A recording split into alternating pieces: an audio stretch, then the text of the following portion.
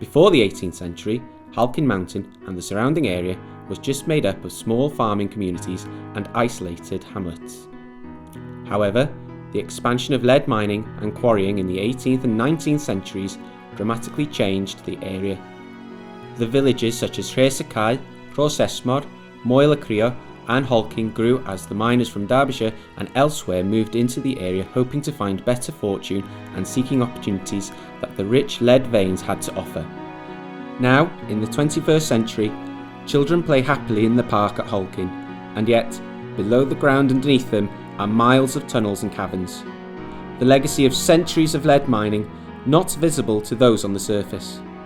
In 1987, the Halkyn mines fully closed, signalling the end of lead mining in Wales.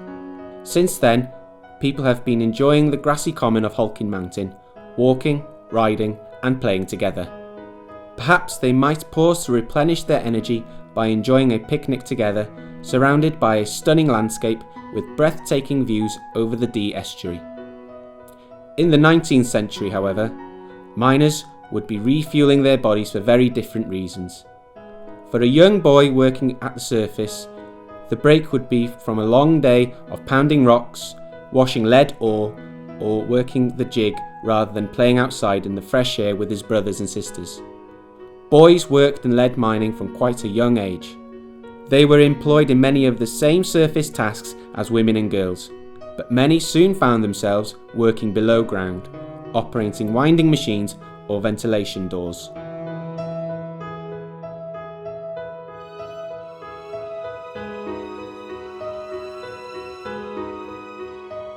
Once working for a mine company, the lead miner would purchase his own tallow candles from the company's store. Most of the work was carried out using picks, crowbars, hammers, wedges and shovels. At the hauling shafts, the larger buckets, or kibbles, would be raised to the surface using a simple hand-operated windlass. At deeper shafts, a horse whim might be erected consisting of a large winding drum rotated by horsepower. The men worked hard for their wages, but it came at a cost to their health. Poor ventilation was common in many local mines and created dreadful working conditions. Working in bad air was simply accepted as an occupational hazard in the lead mines. In 1850, one of the most bitter disputes between the miners and the mine companies was over attempts to change the long-standing 6-hour day to one of 8 hours. The men were well aware of the problems of lead poisoning and chest disease, and considered 6 hours to be more than enough. The strike lasted 12 months, during which time many miners suffered badly.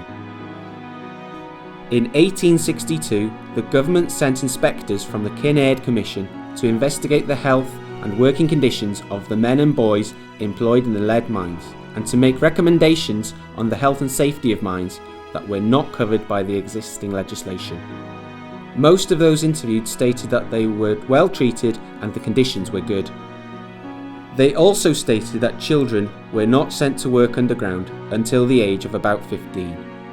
It seems, however, that at the inquiry, they may not have been entirely free to express their opinions openly.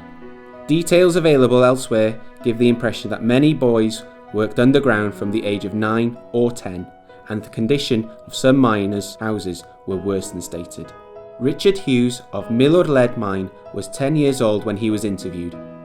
He explained that the work made him tired, but he was never beaten. Richard was also proud to inform the inspectors that he attended chapel regularly. Many of the families attended church or chapel up to 3 or 4 times a day on Sundays. Attendance and religious worship was often attributed to improvements in the living conditions of the miners and the workers. However, 10-year-old John Evans had to make do with saying his prayers at home, as his mother was ashamed of his clothes.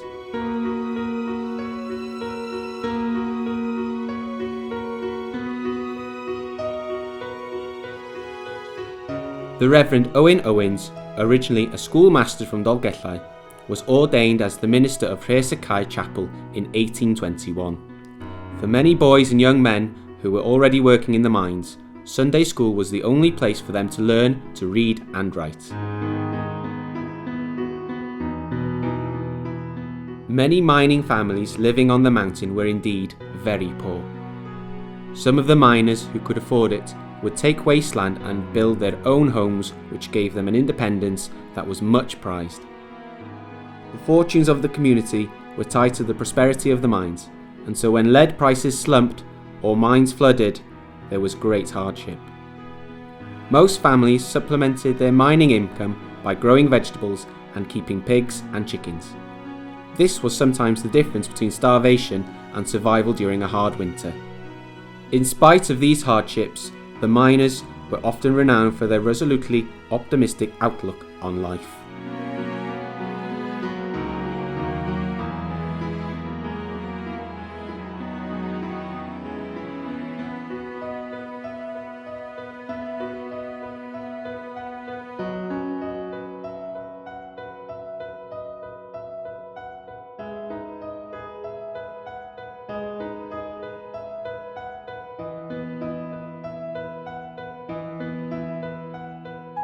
In 1842, Halkyn miners' homes were described as neat, though scantily furnished, and most had at least a rag rug to soften the hearth. In the years that followed, clocks were to be owned by most mining families. Metal cutlery then became the next functional addition, followed by china and the occasional ornament. Saturday evenings would see the whole family taking their turn in a tin bath by the fire. The children would follow the adults until eventually everyone was clean and tidy. Clothes would be washed and pressed, ready for attending church or chapel the next day. The church in Halkyn was built in 1846 and still displays the notice that explains that all worshippers were welcome to sit in any pews they wished. The church was built by local subscription and is limited in size compared to the grander St. Mary's Church of Halkyn. It was very much a miners' church where the community would come together for regular worship as well as celebrating weddings and mourning those that had passed away. Infant baptisms would also be common at this time. With high infant mortality rates, it was never assumed that a child would reach maturity, and so they would often be baptised as soon as possible after birth.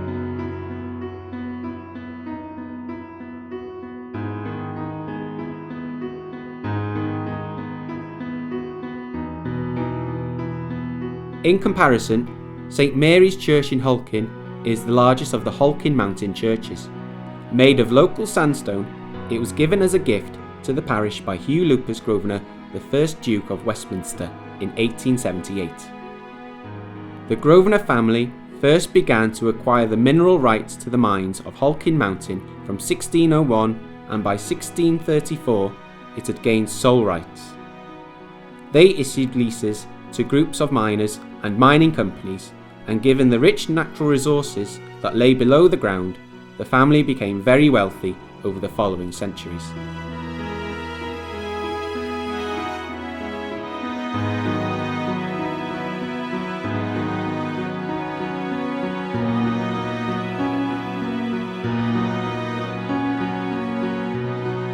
Many of the Grosvenors were philanthropic landlords, particularly the 1st Duke of Westminster, who also ploughed money back into the housing for villagers and paid for the village churches and schools, including Lord Westminster's charity school in Halkyn and Halkyn School.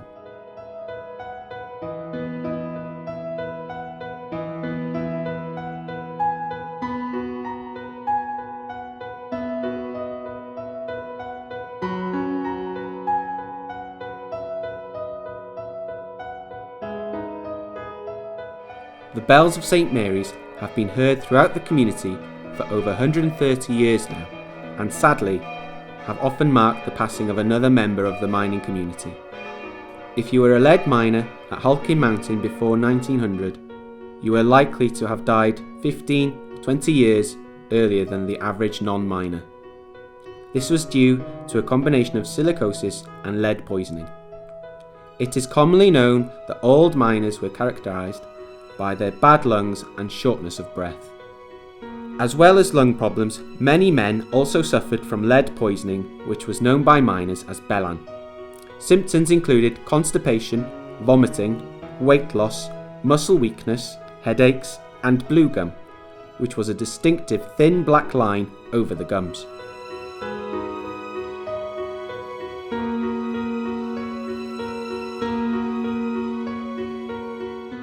Nowadays, local people value the natural beauty of the open mountain more than ever, and are fiercely proud of their rich cultural heritage.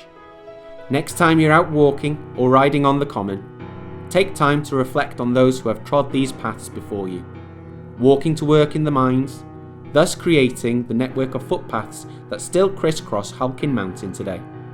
Take time to enjoy the silence, now that the landscape rests.